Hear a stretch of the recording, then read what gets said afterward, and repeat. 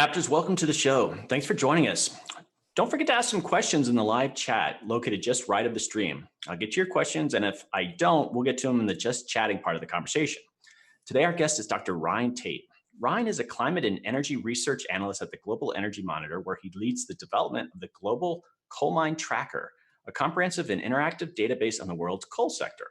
Ryan has a doctorate from Rutgers University and specializes in research and writing about the U.S. coal industry. Ryan and I will talk about how just transitions ensure fossil fuel workers aren't left behind in a shift to renewable energy, which could have significant economic ripple effects.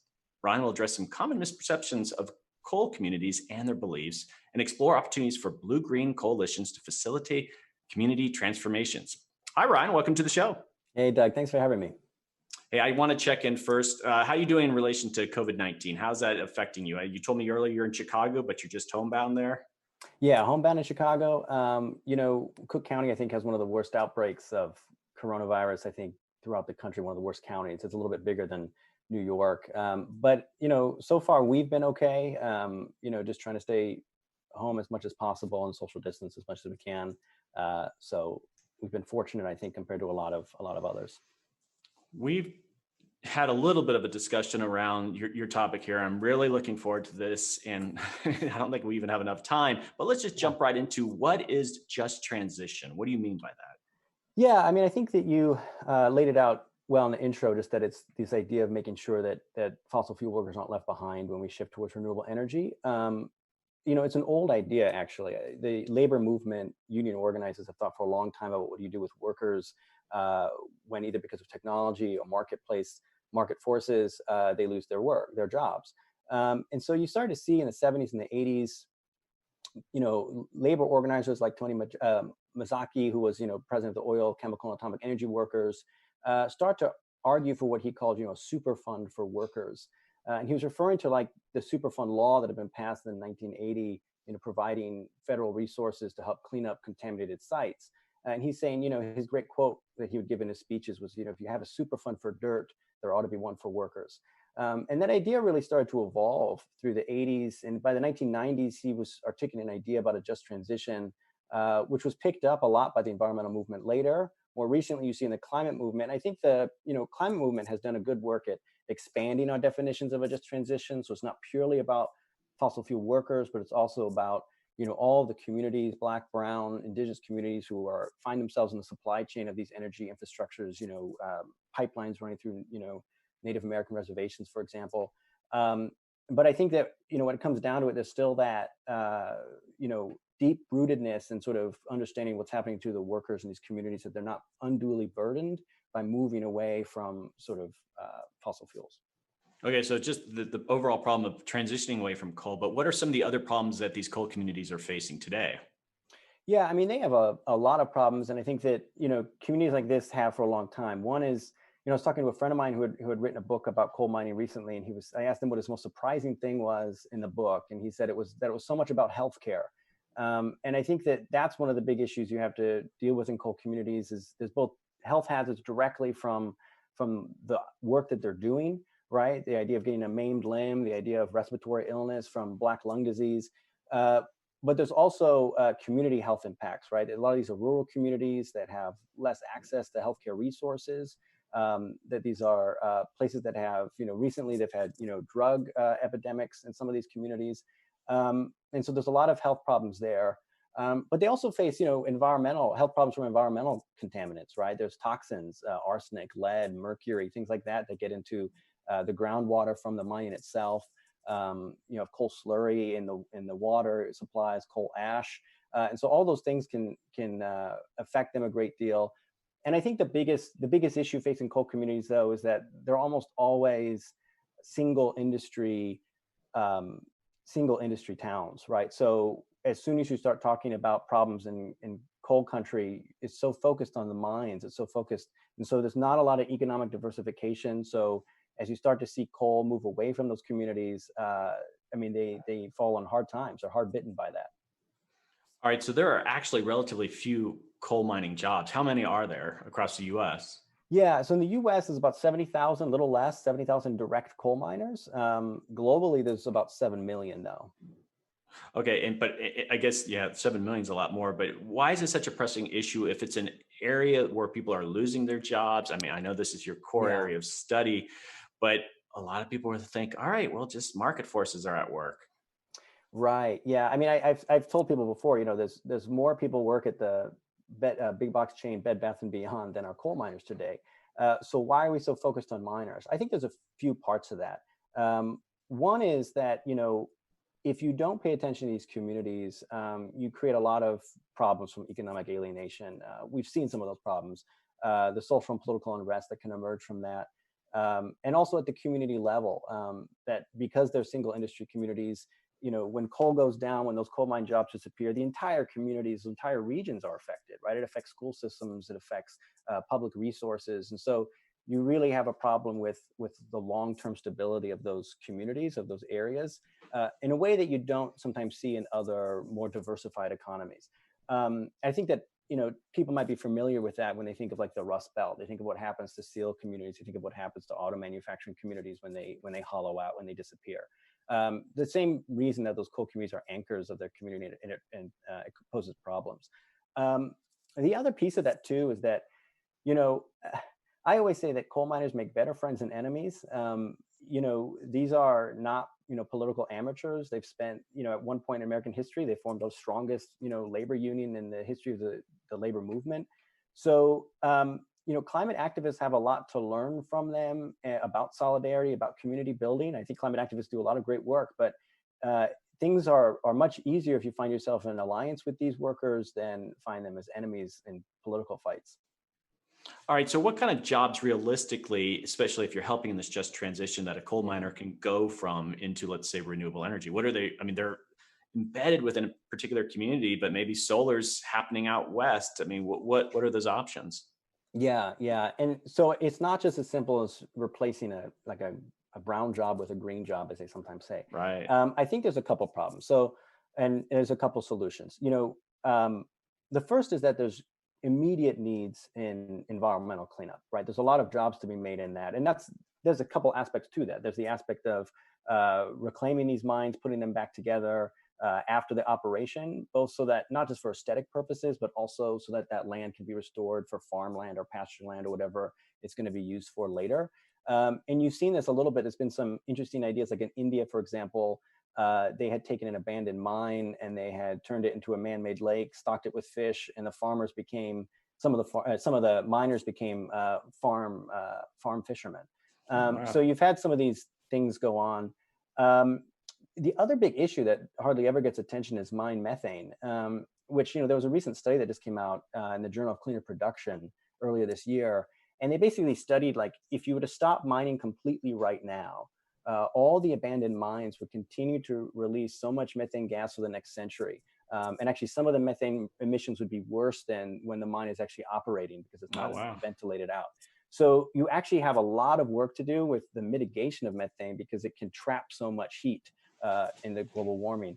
Um, and there's other jobs to create as well. I mean, you have obviously creating these kind of solar jobs, these wind jobs, but also connecting kind of green capitalists with these communities is a really important piece of that. You've seen it in some places, North Forks Valley in Colorado. You have a lot of these kids of miners who are now working as solar panel installers. Hmm. And so some of those solar companies are saying, we'll certify you for free. You don't have to pay tuition. We'll get you up. And those are the kinds of things you want to see more frequently. But yeah, there's a lot of jobs there. And I think, just to get back to that point, the biggest thing though is about diversifying the economies of these regions. That it can't just be, if you're going to have a region based on a single commodity for sometimes centuries, and then you're going to take away that commodity, a lot of work has to be done to make sure that for the region to be sustainable, that it has more than just one kind of economic source of employment. All right, we have questions here from the chat room, Yeah. and from Ken. Are U.S. coal mines more efficient in some ways? It seems like we have a smaller number of actual coal miners per capita than other nations. Yeah, absolutely. We have some of the most, United States and Australia have some of the most technologically advanced mines in the world. Some of them actually have autonomous trucks and some of the large surface mines. And so you'll see that our numbers of miners are very low. I mean, if you're the third largest coal producing state, but you have only 70,000 miners, that's because of technology, and it's less labor intensive work. A big piece of that, though, is strip mining, surface mining, which you can actually produce more with fewer workers because of it's so much more technologically advanced than underground mining, which requires more labor underneath the earth. So that's exactly right. All right. A lot of these communities, they recognize the writings on the wall. Okay, that coal is kind of going out, and yet obviously people want to keep their jobs. When you have these programs, are there model communities where they're like, all right, they're doing it right, versus other communities where, they're just going to hang on to coal mining as much as they can, because the whole notion of just transition, who's embracing your message there? Yeah, I think that the coal communities, it really depends on how well they have connected sort of local leadership, local communities with sort of resources and foundations and larger groups that are interested in this kind of work. So you've seen that in some places, some good examples. And there's been, for example, efforts in like Colstrip, Montana, after their power plants are renouncing retirement. Some of their mines, which feed those power plants at the mine mouth, are no longer going to be viable. So there's been some efforts about thinking about some of those issues I talked about reclamation projects, and put the miners to work in different areas of sort of the life of the mine cycle. Maybe they're not pulling the dirt out, maybe they're putting it back in. But I think that the big problem is that a lot of these are short-term solutions, and that there needs to be, at the same time that those are happening, there has to be a conversation about what are the long-term ways to get these communities up and running for new opportunities. All right. And are there cultural differences between coal miners in the West and in the East? In the West and the East, yeah. So coal as a industry developed in the East. You always had coal mines out in the East, primarily to power the railroads, as the transcontinental railroads headed west. But the large scale industry that we see today didn't develop until after the 1970s. And so that's when you start to see large surface mines opening in Wyoming. And Wyoming is the largest coal producing state today in the country. And about 1 in 5 American homes are powered by Wyoming's Powder River Basin coal field for electricity. So, that didn't happen. That's a late 20th century development. And so, a few things happened because of that. One is that you had less of sort of an ingrained coal tradition and culture. I think you saw less animosity out west between workers and the companies than you saw out east. If you'd worked in a mine and your grandfather worked in the mine, your great grandfather worked in the mine, and they had been fighting mine wars with the mine bosses for almost a century, there's like a tradition to that, which you didn't necessarily see in the Western states as much. And so there's a little bit of a different kind of culture. The other thing is that you have more surface mines and underground mines in the West. And so because the labor is a little different, some of the miners don't necessarily identify as coal miners per se, right? They see themselves kind of as, they drive trucks all day long in a mine. In some ways, and you saw this when labor organizing battles were breaking out, you would have like the Teamsters coming in and saying, you're like a truck driver, organize with the truck drivers union. So there's a lot of differences about, how they identify, because their nature of the work is different. All right. So you'd mentioned that coal miners can be politically savvy, and I'm thinking, I guess, more Eastern side of things. And going back to the 2016 election, Hillary Clinton had a very, specific, you would probably call it a just transition plan, that she was thinking about coal miners and thinking, all right, how can we help you transition? Because we need to get away from coal. Trump, on the other hand, didn't have anything as well thought out as Hillary Clinton, and yet, if overwhelmingly coal miners were voting for President Trump, kind of in some ways they were kind of even hurting themselves. I mean, you have politics for any number of reasons, but your own sort of preservation in regard to your job. Why do you think that dynamic exists? Yeah, it's interesting. I think what the Clinton campaign was doing, and it's important to point out that in 2016, one of her first policy proposals was like a coal community kind of proposal, and she was trying to build on Obama's administration to put forward like their power plan, which was really one of the first domestic initiatives to sort of start providing resources to these communities. So there was like a policy groundwork that the Democratic Party had started to put in place around 2015, 2016, and that she was trying to lead forward. And there was a lot of good in it. And I think that, it's an interesting question to ask, why did it fall flat? Why wasn't that embraced by those communities and carried forward?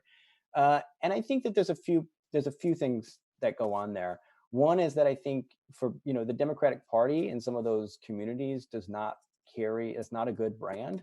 And I think that they've lost. I mean, this used to be a major constituency of the Democratic Party. There's an old joke in some of those coal country areas that they worship the Holy Trinity of Jesus, FDR, and John Lewis, who was the president of the United Mine Workers of America.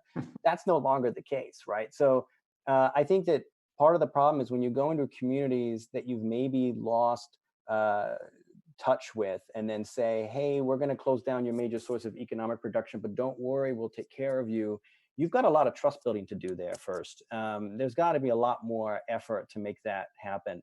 The other thing is just the way in which, a just transition can't be purely created out of a policy think tank or something and then implement on the ground. Like, you have to have all those stakeholders involved. And I think the biggest problem is the time lag between what those policies propose.